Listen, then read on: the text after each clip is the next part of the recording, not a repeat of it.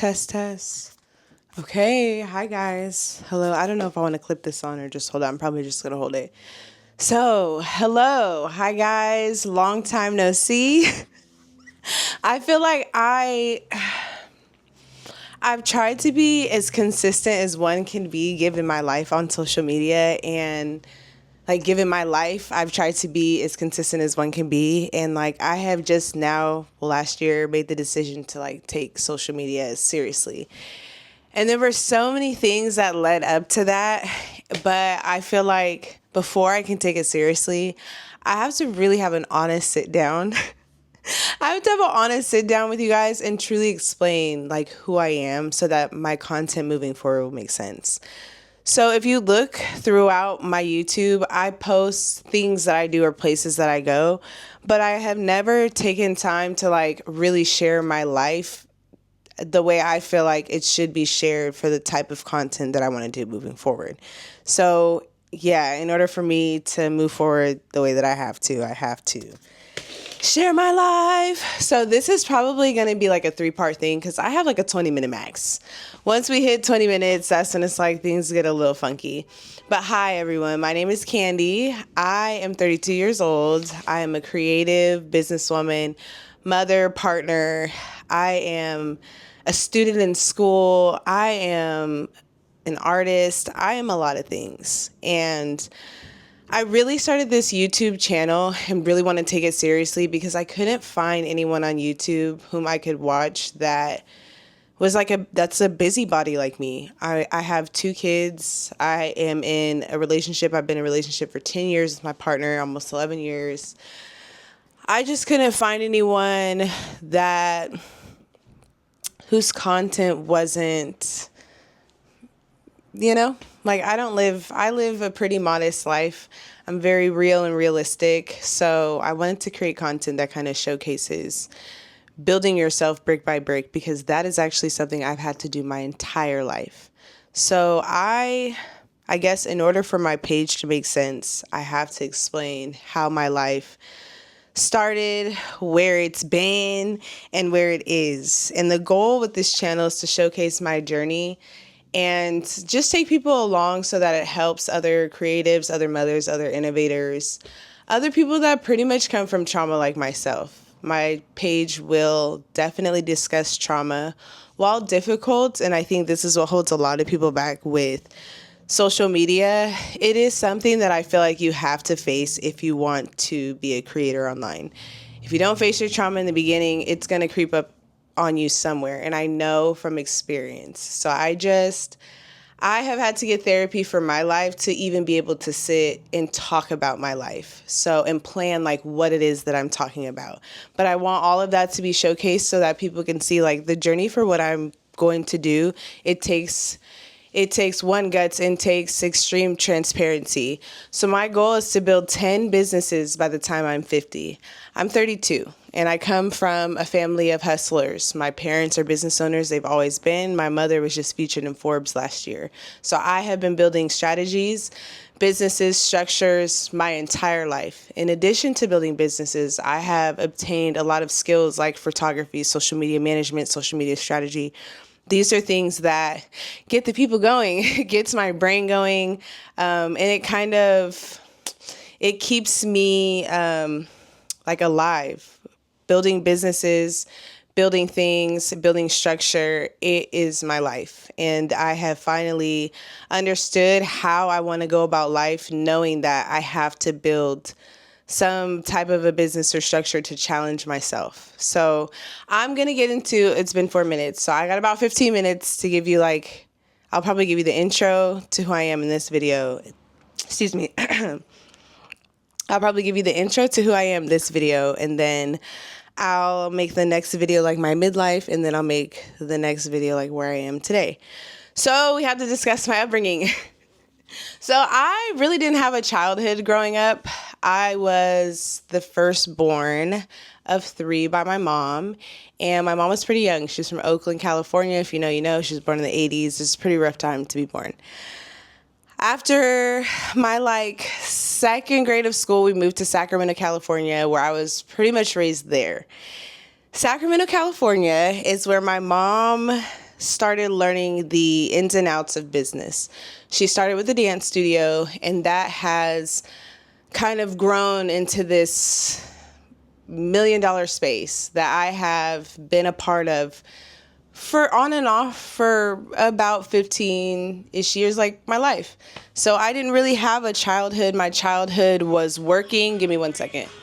So my life was pretty much working. It was the biggest sacrifice because I was working to help the family, but it gets complex with me because it taught me how to build businesses, but I was extremely neglected as a child. So a lot of approval that a child needs, or nurturing or reassurance that a child needs, I had to get through like getting payroll done, or teaching a sold out class, or going to a competition or convention and just like dominating and doing really, really well. My parents, I had a stepdad who I didn't find out was my stepdad till I was 18.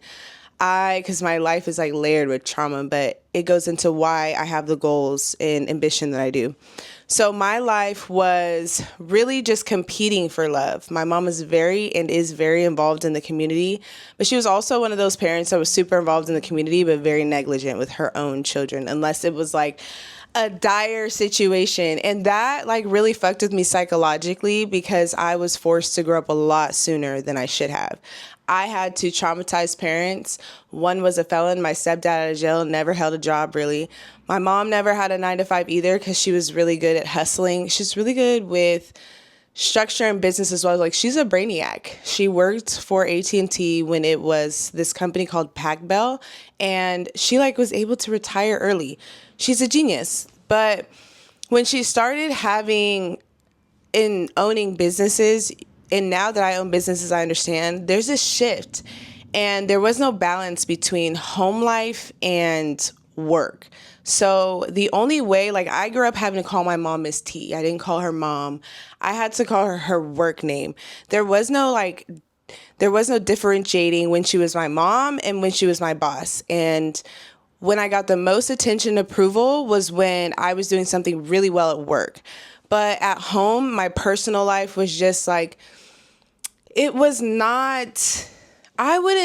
really normal. So my home life, I went to performing and fine arts school, a charter school, where I learned all styles of dance, ballet, jazz, tap, you named it, you name it. Obviously, there's not that many black people at the school, so I'm the only black people. It's like the typical, like, you know what I mean? So I had to deal with that. My mom is also light-skinned, if that counts for anything. I always mention that because, growing up, that benefited her. So in those spaces, it worked for her, but it didn't work for me. And I had to learn how to navigate those spaces with that knowledge and with that pressure. And I did. Like, I fucking did. So from 6th grade until like 10th grade, because I dealt with racism from teachers, I stayed at that school.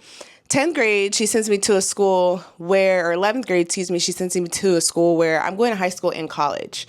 So now I'm enrolled in college and high school. Like I was constantly placed in a position to overachieve, and I did. I constantly met every single goal, every single standard, but it was never rewarded. And I see where that impacts me in my adult life, and we're going to get to that. It was never rewarded. It was never like, oh, this is my daughter. These are the things that she's done. I'm so proud.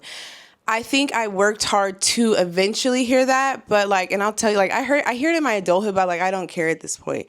So when I was a kid and I needed it, it just didn't matter. My mom is also super male-centered, so she wasn't really thinking of how, like, a daughter would need that kind of reassurance. She also didn't receive it from her parents, and I feel like that's an excuse that I've heard over and over again, but I see how harmful it is, so it kind of doesn't mean much to me, you know? So anyway, I'm having to navigate a space of high school and college at the same time. And I feel like that was done because my mom just wanted to say I have a child in college.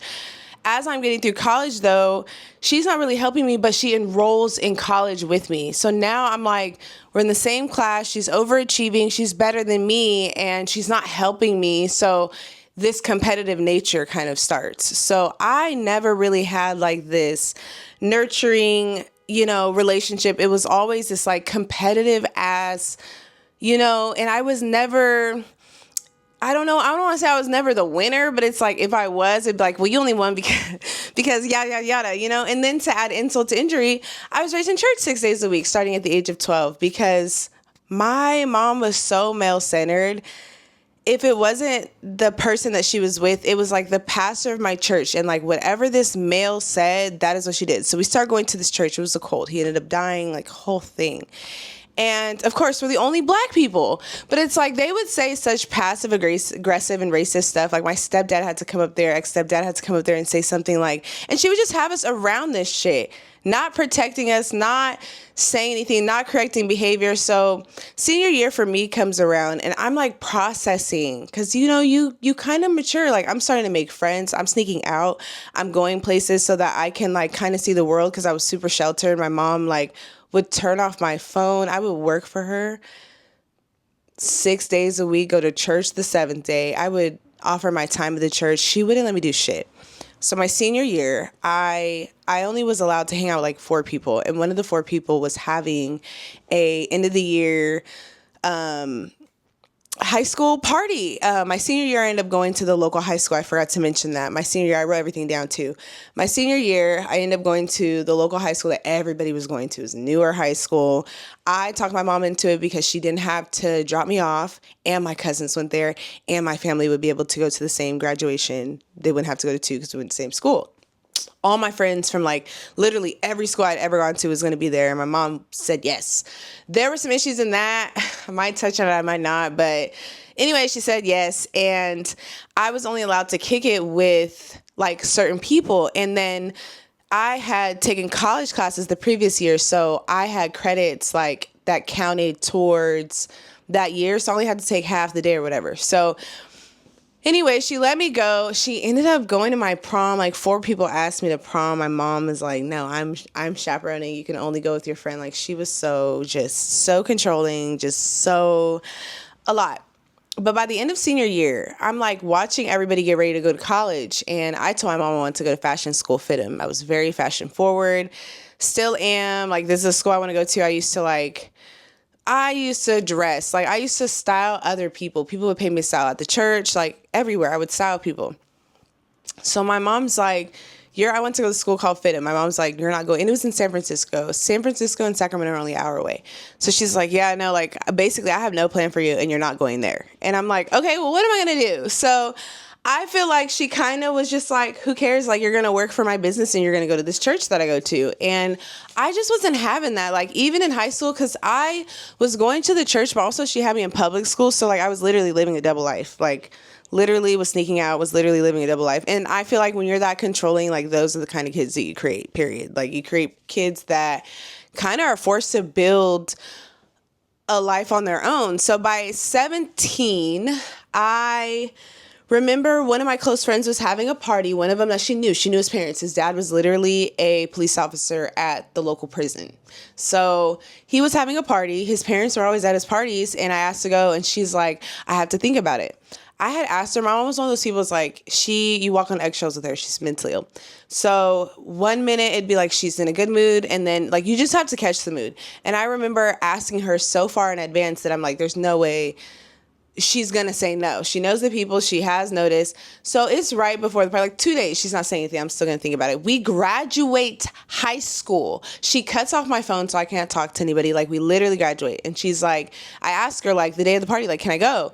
I had already in the back of my mind, I was like, if she says no, I'm running away. Like if she literally says no, I'm out. I'm gone. It's over. She literally was like, you need to watch your brother. Because I had a younger brother. My brother's literally 12 years younger than me. She literally had my sister. I took care of my sister. Then she had my brother, and I literally raised him. He said my name first. Like, literally. So by the time I ran away, I just was so fed up. So I ended up running away in that situation. I don't regret a lot of things, but the person I lived with when I ran away first, that's a story time in and of itself. And honestly, I don't even know if I want to go there because till this day, they harass the fuck out of me. Oh my God, they feel like I owe them my life. So I ended up running away, and it was like I feel like it was a good decision because I just raised myself. So like I'm 32, and I ended up having to pretty much figure out life from my perspective, how I want to view it with my morals, and I'm not even going to give you guys hella vague shit like that. We're going to get into it, but I'm at like 10 minutes. So I want to make sure it's not too long of a video so I could talk about the next section. So I lived couch to couch so at 17, I couldn't get an apartment. So I lived couch to couch, 17, 18, 18, like for 2 years. So I had never used any human assistance. I come from a family of that. So luckily for me, I ended up asking my family like, hey, how you do this shit? So my aunt ended up telling me how to apply for human assistance. I don't know if you remember, I told you my mom lied about who my dad was. At 18, my grandma told me who my real dad was, why he was in jail, whole nine. So I spent a couple years getting to know them, but meeting dad's families after not knowing them be weird. So that was just like, it happened. I'm cool. I got no trauma on this side. I don't want to deal with the trauma on that side. So I kind of just, I said, okay, I did it. It's done. Okay. And then mom and stepdad divorced. That is something we all suffer from today still. Literally, us 3 kids still suffer from that today. I have no words for the situation. That's why I moved to LA, and we're going to get into that too. So I lived couch to couch for a minute. Got betrayed beyond belief by everyone. There is nothing to describe that period of my life. Actually, a lot of it is blacked out. I feel like those situations will probably come up the more I make videos, but from like 18 to I want to say like 22, 18, 19, 20. So yeah, like it's pretty blacked out for me. I don't try to remember too much during that time. Sometimes stuff comes up, but it was really just super survival. When I oh yes, I told you I was raised in a cult. And in that cult, they kept saying like, if you get with a girl, you're going to hell. So when I ran away from that cult, I got with a girl. We dated for about 5 years. And that period of time that I blacked out. And that taught me a lot about myself and how like every relationship I got in until my current one though, I was taking care of everyone far beyond what I should have. And you learn so much about yourself, unfortunately, when you're in relationships, like taking care of your partner. And that first 5 years, like that young 18 to 20, like that's what I was doing, not just with my partner, but with friends that would betray me. Just with people, because I am a natural empath and I have had to learn my boundaries with that. Like I have a hard exterior now because I know my interior is like, I care about people so deeply that people will really take advantage of that. Or like when they don't have access to me anymore, it's my fault. And I have just gotten to the point where I'm okay with that. But for a really long time, I struggle so bad. Like it makes me want to cry now because I genuinely do be trying to help people, and I think the help I put out is really just the help I wish that I had. And some people they just don't see life like that. So that 5 years was really me like being green. Like there were a couple promises that I made myself. I said, all right, if I'm going to do this on my own, I'm not going to jail and I'm not selling my body. I will work 50 million jobs, which I did. I will couch surf. I won't show any shame. I'll be on EBT, XBT, this, that, Cashade. But I'm not going to give up because there's so many people that want me to give up. There are so many people that want to say, see, I knew that bitch was going to fail. And I won't give them that satisfaction because I worked my ass off to create the life that I have today. And hate fuels me. The mere idea that someone thinks that I'm ass out because of something that they did to me, that fuels me. So it can't occur. It doesn't cross my brain. So that 5 years, it motivates me now. And that's why it's important to talk about it. When you say, why do you want to build sympathy? Why? Because there was 5 years where I was on couches. I was sleeping with roaches. I was evicted. And people were like, oh my God, see that bitch, while they're out there. And, no disrespect to Fast Money, but like, people that have boundaries, that should be rewarded. I had a boundary. Hold on. Like, shout out to the Fast Money, but I had the boundary. I was losing sleep. I was losing sleep going through trauma too. So I feel like everyone has their vices. Everybody has their choices, and the choices I made were different than the choices, what I would say is easier choices, because yes, I have family members that get into lifestyles that are fast. And ultimately, it doesn't make it less rough. That shit is rough, but it doesn't change the fact that it's an active choice to be like, hey, I'm gonna just take the $7.50 they paying per hour over here because I ain't trying to be beat up. You know what I mean? Like, it's little shit that's like you actively gotta make a choice that might seem a little hard at the time because I'm not seeing hundreds of dollars, but it's one that was made, you know? So I had to, and I'm about to stop it right now because this is gonna be like 20 minutes right here, but I had to essentially, when people talk about success and like, sometimes people say there's a humiliation stage you have to go through before you're successful. I would consider that my humiliation stage. The stage where everyone knew I was couch surfing. I didn't have my own shit. People are following me like, haha, bitch. That's why you got evicted. That's why these are life things, right? Like, I ran away at 17. Like, I don't know shit about shit. And it's people like, haha, while they living with their parents. Like, make it make sense. Hold on. I'm going to stop it and restart it. So hold on.